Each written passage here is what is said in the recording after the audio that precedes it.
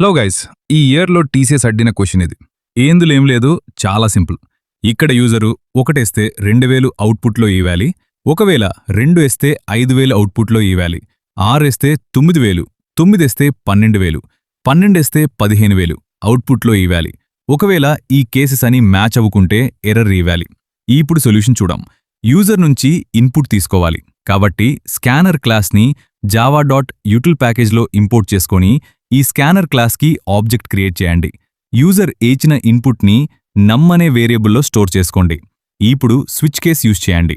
Switch num వేరియబుల్లో use చేయండి. User input 1 ఇస్తే 2000 ప్రింట్ చేయాలి. So case 1 print 2000 break. Next case 2లో 5000 బ్రేక్. నెక్స్ట్ కేస్ 6లో 9000 ప్రింట్ స్టేట్మెంట్ అండ్ బ్రేక్. ఎలా? 9 ఇస్తే 12000 అండ్ 12 ఇస్తే 15000. ఒకవేళ ఈ కేసెస్ అని మ్యాచ్ అవ్వకుంటే ఎర్రర్ ఇవ్వాలి. సో డిఫాల్ట్ కేసులో ఎర్రర్ ఇవ్వాలి. Check now.